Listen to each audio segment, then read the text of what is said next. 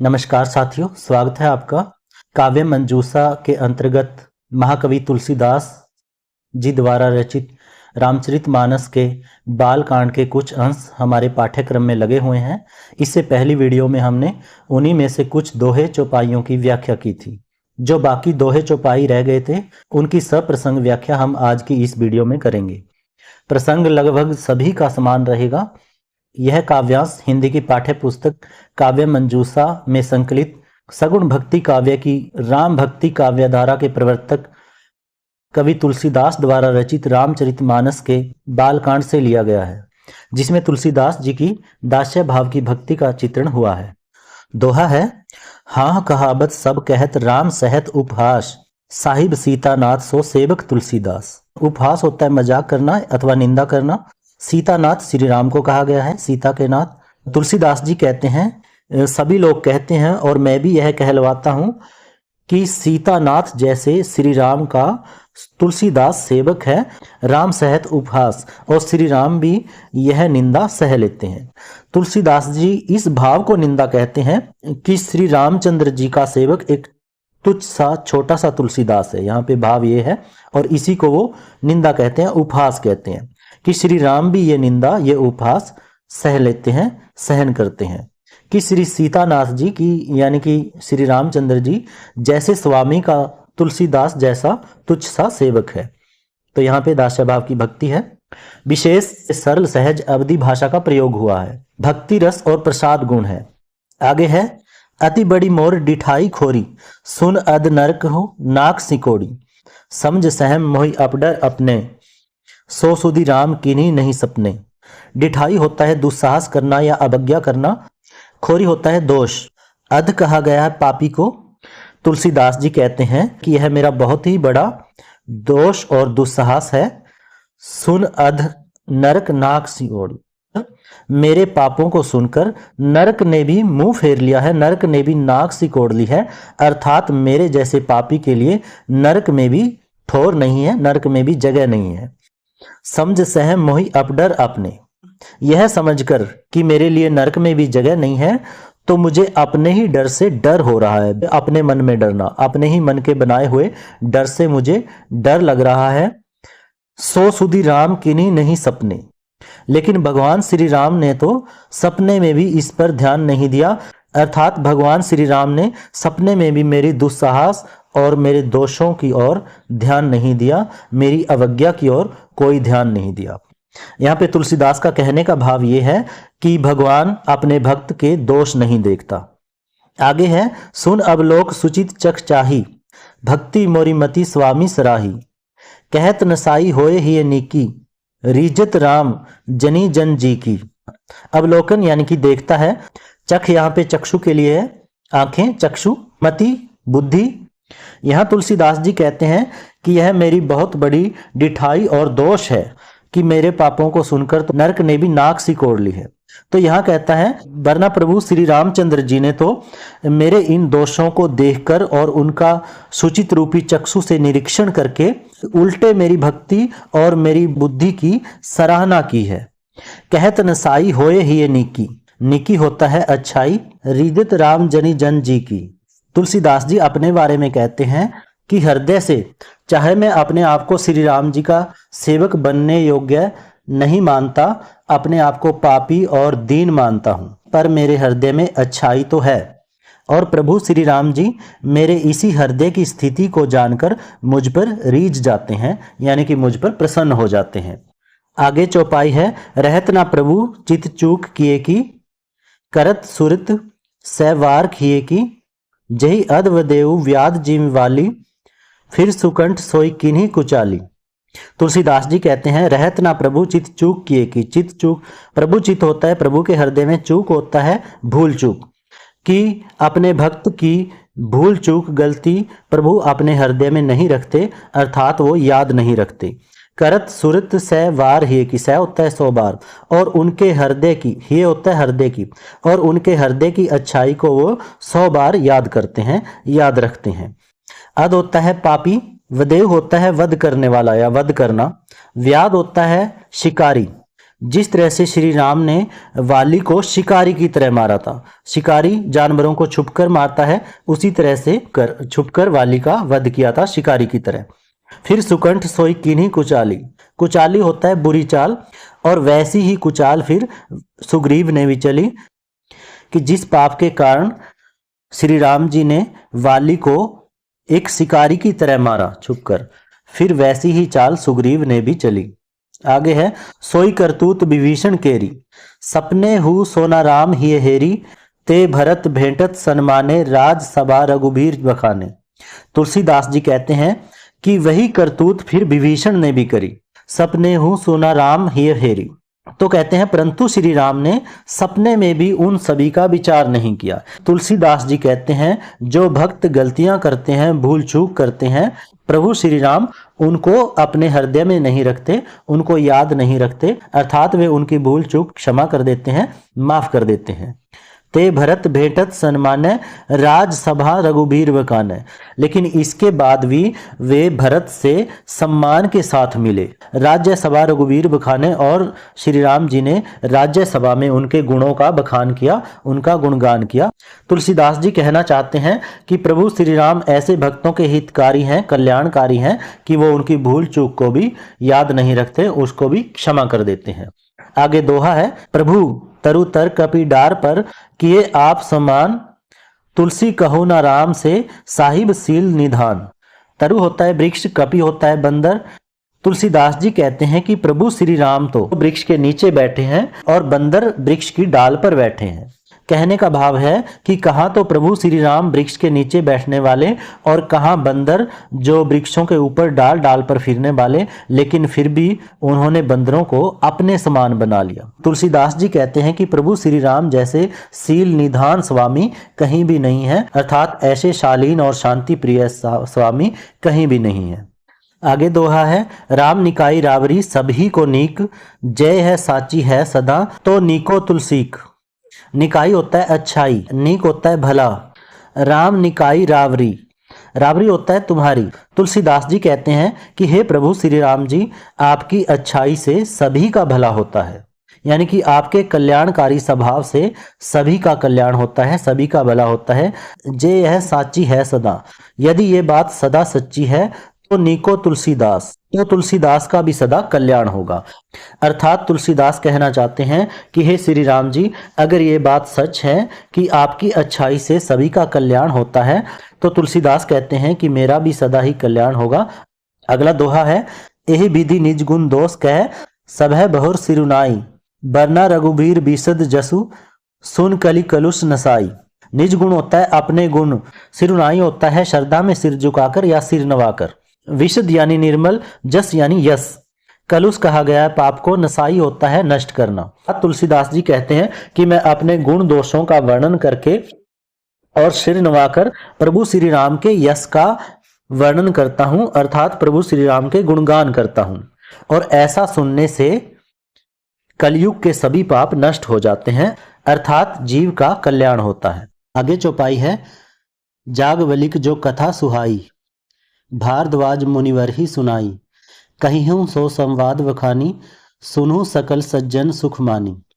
जागवलिक रामचरितमानस के एक मुनि हैं, जो मुनि याज्ञवल्क्याजी हैं, उन्हीं का नाम है। तुलसीदास जी कहते हैं, यानी याज्ञवल्क्याजी ने जो सुहावनी कथा मुनि श्रेष्ठ भारद्वाज जी को सुनाई, कहिहूँ सो संवाद बखानी, उसी संवाद में मैं भी वर्णन करता हूँ, बखान करता हूँ, सभी सज्जन उसको सुनने का सुख माने, या फिर सभी सज्जन सुख का अनुभव करते हुए उस कथा को सुने। अगली चौपाई है, शंभु कीन यह चरित सुहावा, बहुर कृपा करी उम्हे सुनावा, सोई शिव काक पुसुंडी दीना, राम भगत अधिकारी चिन्हा। शंभु शिवशंकर, उम्हे पार्वती को कहा गया है कि शिव जी ने पहले इस सुहावने चरित्र को रचा, फिर उसने कृपा करके पार्वती को सुनाया। सोई शिव काक बुसुंडी दीना, फिर शिव जी ने उसे ही काक बुसुंडी को दिया, यानी कि काक बुसुंडी को सुनाया।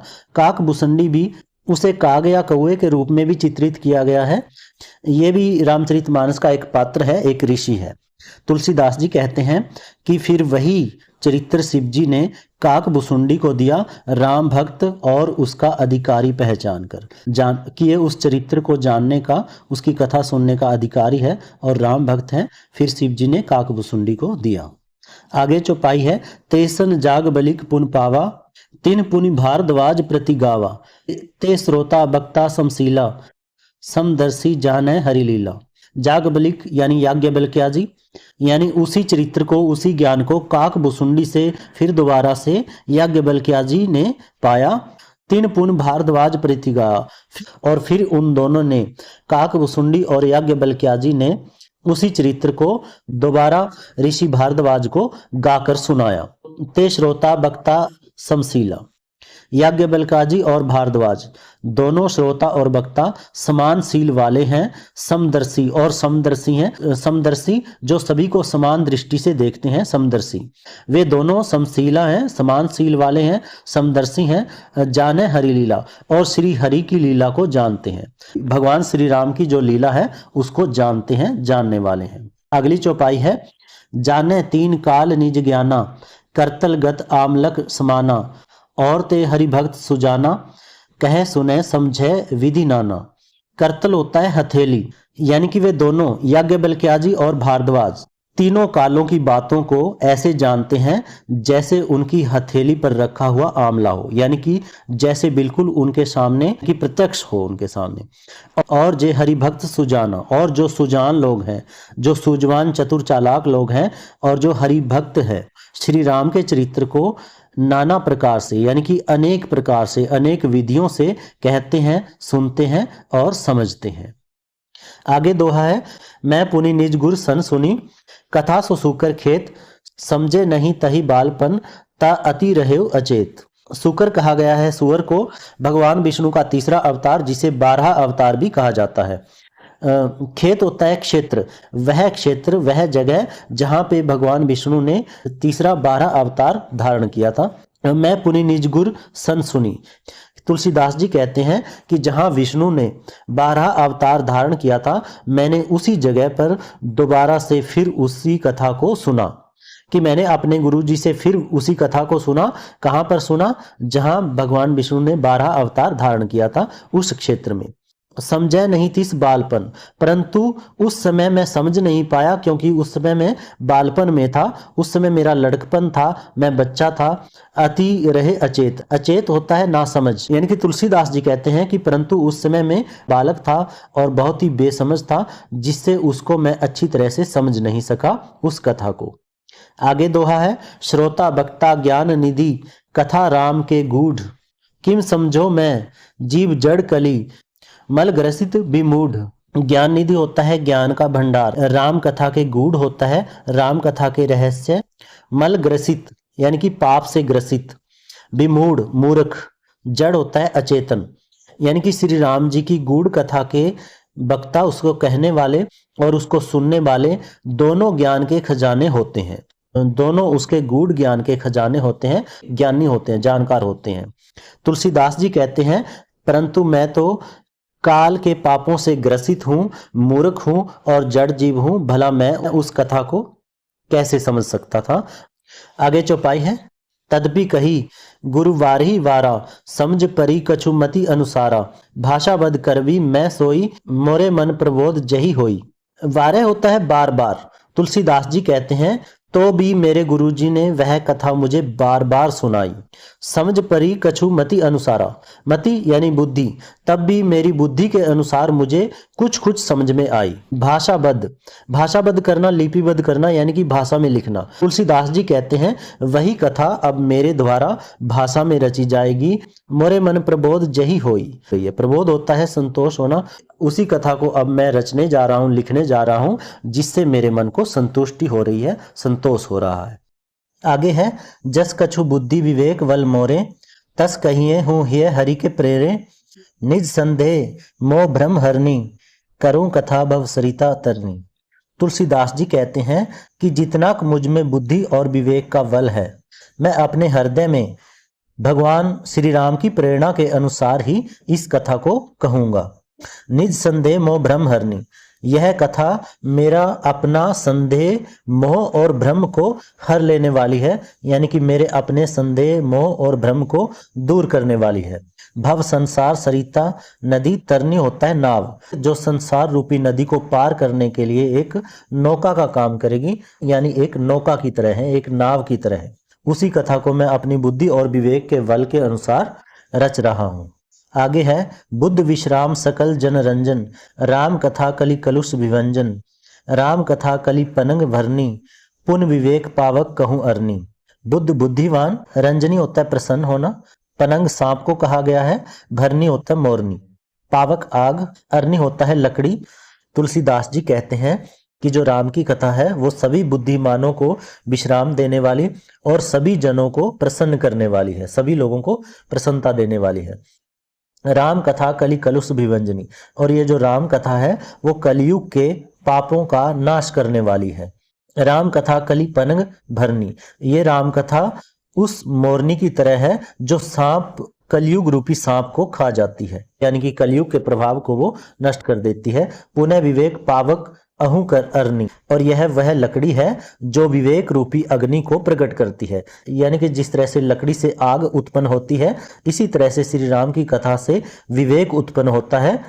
आगे है, राम कथा कलि कामद गाई, सुजन सजीवनी मुरी सुहाई, सो बसुदातल सुधा तरंगनी भय वंजनी। कामद कहा गया है कामधेनु गाय को, जो सभी इच्छाओं को पूर्ति करती है। मुरी होता है जड़ी, तरंगनी कहा गया है नदी को, भेक होता है मेंढक, भुअंगनी होता है नागिन। तुलसीदास जी कहते हैं कि श्री राम की कथा कलयुग में सभी की इच्छाओं को पूर्ण करने वाली है, यानी श्री राम की कथा कामधेनु गाय की तरह है जो कलयुग में सभी के मनोरथों को पूर्ण करती है, और जो सज्जन लोग हैं उनके लिए सुंदर संजीवनी बूटी है। सोई बसुदातल सुधा तरंगनी, और पृथ्वी पर यही अमृत की नदी के समान है। त्रिंगनी होता है नदी, सुधा अमृत। भय भंजनी, जो जन्म मरण रूपी भय का नाश करती है। भ्रम भेक भुअंगनी, और भ्रम रूपी मेंढक को खा लेने वाली सर्पणी के समान है, यानी कि कलयुग में लोगों का कल्याण करने वाली है जो राम कथा है। आगे चौपाई है, असुर सेन सम नरक निकंदनी, साधु विबुद्ध कुल हित गिरिनंदनी, संत समाज पयोधी रमासी, विषभ भार भर अचल क्षमासी। निकंदनी होता है नाश करने वाली, विबुद्ध कहा गया है देवता को, गिरिनंदनी पार्वती को कहा गया है, पयोधी होता है समुद्र, रमा लक्ष्मी को कहा गया है, क्षमा का अर्थ है धरती। तुलसीदास जी कहते हैं कि यह रामकथा असुरों की सेना के समान नरकों का नाश करने वाली है। जिस तरह से यह कथा असुरों की, राक्षसों की सेना का नाश करती है, उसी तरह से यह नरकों का भी नाश करने वाली है। साधु विबुद्ध कुल हित गिरिनंदनी, और साधु रूपी देवताओं के लिए कुल का हित करने वाली पार्वती के समान है। संत समाज पयोधी रमासी, संत समाज पयोधी, संत समाज रूपी समुद्र, यानी कि संतों के समाज रूपी समुद्र के लिए यह लक्ष्मी के समान है। यानी जो राम कथा है वह संत समाज रूपी समुद्र के लिए लक्ष्मी के समान है। जिस तरह से समुद्र मंथन से लक्ष्मी प्रकट हुई थी, तो उसके अनुसार कहा गया है कि संत समाज रूपी समुद्र के लिए यह लक्ष्मी के समान है। विश्व भार भर अचल क्षमासी, और संपूर्ण विश्व का भार उठाने वाली पृथ्वी के समान है। रमासी क्षमासी उपमा अलंकार है। संत समाज पयोधी रूपक अलंकार, अनुप्रास रूपक और उपमा अलंकार है। आगे है, जगमन मुंह मसी जग जमनासी, जीवन मुक्ति हेतु जनुकासी, राम प्रिय पावन तुलसी सी, तुलसीदास हित हिय तुलसी सी। जम यमदूतों को कहा गया है, मसी कहा गया है स्याही को या कालिक को, तुलसी सी तुलसी के पौधे को कहा गया है, हुलसी तुलसी की माता जी का नाम है। तुलसीदास जी कहते हैं यही राम कथा, यमदूतों के लिए यही राम कथा उनके मुंह पर कालिक के समान है, उनके मुंह को काला करने वाली है, यानी उनका नाश करने वाली है। जग जमुनासी, लोगों के लिए, जगत के लिए यह यमुना नदी के समान है, यमुना जी के समान है। जीवन मुक्ति हेतु जनुकासी, और जीवों को मुक्ति देने के लिए मानो ये काशी के समान हो, काशी नगरी को मुक्ति देने वाली कहा जाता है। राम प्रिय पावन तुलसी सी, और श्री राम को पवित्र तुलसी के समान प्रिय है। यही राम कथा श्री राम जी को पावन तुलसी का जो पौधा होता है उसके समान प्रिय है। और तुलसीदास के लिए यही राम कथा उसकी माता के समान है, जो हृदय से तुलसीदास का भला चाहती थी, हित करने वाली है, उसी के समान ये राम कथा है। अनुप्रास उपमा रूपक अलंकार है। आगे है शिव प्रिय मेकल शैल सुतासी, सकल सिद्धि सुख संपत्ति राशि, सद्गुण सुरगण अम्ब अदिति सी, रघुबर भक्त प्रेम परिमिति सी। मेकल शैल सुतासी, शैल होता है पर्वत, सुतासी होता है पुत्री के समान। मेकल विंध्याचल पर्वत, यानी कि विंध्याचल पर्वत की पुत्री के समान। विंध्याचल पर्वत की पुत्री नर्मदा नदी को कहा जाता है। सुरगण देवताओं को कहा गया है। अम्ब होता है माता, अदिति देवताओं की माता को कहा गया है। परिमिति कहा गया है सीमा को या पराकाष्ठा को। यानी तुलसीदास जी कहते हैं यही राम कथा शिव जी को नर्मदा नदी के समान प्रिय है। सकल सिद्धि सुख संपत्ति राशि, यह सब सिद्धियों की तथा सुख संपत्ति की राशि है, खजाना है। सद्गुण सुरगण अम्ब अदिति सी, और सद्गुण रूपी देवताओं को उत्पन्न करने के और पालन पोषण करने के लिए उनकी माता अदिति के समान है। इसी राम कथा से सद्गुणों का विकास होता है, सद्गुण उत्पन्न होते हैं। उनके लिए यह सद्गुण रूपी देवताओं के लिए उनकी माता अदिति के समान है। रघुवीर भक्ति प्रेम प्रमिति सी, रघुनाथ जी के लिए, श्री राम के लिए ये भक्ति और प्रेम की पराकाष्ठा के समान है, यही राम कथा। उपमा रूपक अलंकार है, अवधि भाषा का प्रयोग है। आगे दोहा है राम कथा मंदाकिनी चित्रकूट चितचार, तुलसी सुभग सन्नेह वन सिया रघुबीर विहार। चित्रकूट एक पर्वतीय क्षेत्र है जहां पर श्री राम लक्ष्मण और सीता ने अपना वनवास का समय व्यतीत किया था, काटा था। चारु होता है रमणीय या सुंदर, चित हृदय, सुभग सुंदर को कहा गया है, सन्नेह होता है प्रेम। तुलसीदास जी इसी राम कथा की महिमा का निरूपण करते हुए कह रहे हैं कि राम कथा मंदाकिनी नदी के समान है, यानी कि गंगा नदी के समान है, जो सबको पवित्र करती है। चित्रकूट चित चारु, और सुंदर निर्मल चित्रकूट के समान है, उस निर्मल सुंदर पर्वतीय क्षेत्र के समान है जिस पर्वतीय क्षेत्र में राम लक्ष्मण सीता वनवास के समय में रहे थे। तुलसी सुभग सन्नेह बन हिय रघुबीर बिहारो, यानी कि जिस हृदय में सीताराम विहार करते हैं, रहते हैं, वो सुंदर चित्रकूट के समान है और उसी सुंदर वन के समान है जहां पर सीता लक्ष्मण और राम ने समय व्यतीत किया था, जो सुंदर पर्वतीय क्षेत्र है। आगे चौपाई है रामचरित चिंतामणि चारु, संत सुमिति तिय सुभग सिंगारू, जग मंगल गुणग्राम राम के, दान मुक्ति धन धर्म धाम के। चिंतामणि एक रत्न है जो सभी इच्छाओं की पूर्ति करता है। चारु कहा गया है सुंदर को, सुमति होता है सद्बुद्धि, तिय स्त्री को कहा गया है। तुलसीदास जी कहते हैं कि श्री रामचंद्र का चरित्र सुंदर चिंतामणि के समान है। संत सुमति तिय सुभग सिंगार, और संतों की सुबुद्धि रूपी स्त्री का सुंदर श्रृंगार है। संतों की बुद्धि को स्त्री कहा गया है, यहाँ पे रूपक अलंकार है, यानी कि संतों की सुबुद्धि रूपी स्त्री का सुंदर श्रृंगार है जो राम कथा है। जग मंगल गुणग्राम राम के, श्री राम जी के गुणगान से पूरे जगत का मंगल होता है, जगत का कल्याण होता है। दान मुक्ति धन धर्म धाम के, और यही राम कथा मुक्ति धन धर्म और परधाम को देने वाले हैं, यानी कि जिससे मुक्ति भी मिलती है, धन भी मिलता है, धर्म भी मिलता है, और मरने के बाद परम धाम भी उसी से प्राप्त होता है, श्री राम की कथा से। अनुप्रास और रूपक अलंकार है यहाँ पे। आगे है सद्गुर ज्ञान विराग जोग के, विबुध वैद भव भीम रोग के, जननी जनक सिया राम प्रेम के, बीज सकल व्रत धर्म नेम के। विबुद्ध कहा गया है देवता को, भीम कहा गया है बड़े आकार को, भीमकाय या भयंकर, रोग बड़ा रोग यानी कि भयंकर रोग, नेम कहा गया है नियम को। तुलसीदास जी कहते हैं जो राम कथा है वो ज्ञान वैराग्य और जोग के लिए, योग के लिए एक सतगुरु के समान है।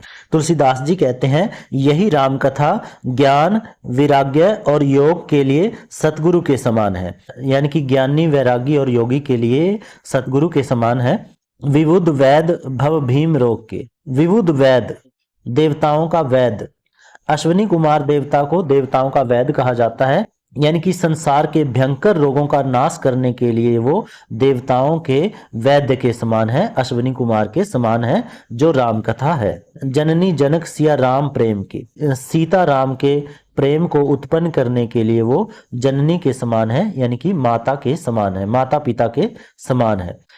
वीज सकल व्रत धर्म नेम के, यानी कि इसी राम कथा से संपूर्ण व्रतों का, धर्म का और नियमों का बीज, नियम यानी कि मर्यादाओं का बीज इससे उत्पन्न होता है। सभी के मन में इसी राम कथा से व्रत धर्म और नियमों का बीज उत्पन्न होता है, यानी कि मर्यादाएं मिलती हैं।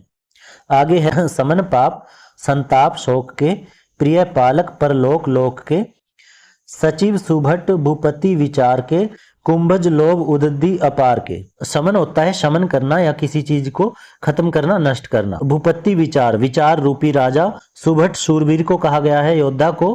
कुंभज अगस्त्य ऋषि को कहा गया है। उदधि होता है समुद्र। तुलसीदास जी कहते हैं कि यही राम कथा पाप संताप और शोक का नाश करने वाली है, और यही राम कथा इस लोक की भी पालक है और परलोक की भी पालन करने वाली है।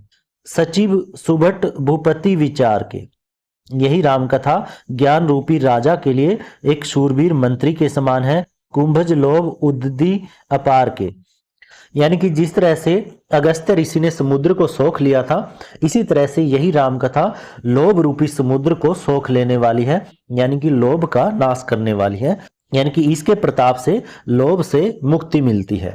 आगे चौपाई है काम कोह कलिमल करगिन के, केहर सावक जन मन वन के, अतिथि पूज्य प्रियतम पुरारी के, कामद घन दारिद दवारी के। को होता है क्रोध, कलिमल होता है पाप, करगिन होता है हाथियों का झुंड, यानी कि पाप रूपी हाथियों के झुंड। केहर कहा गया है शेर को, सावक होता है केर का बच्चा, यानी कि शेर का बच्चा। पुरारी कहा गया है शंकर भगवान को। दारिद होता है दरिद्रता, कंगाली। कामद कहा गया इच्छा को। दवारी दावानल को कहा गया है, यानी कि जंगल में लगने वाली एक आग।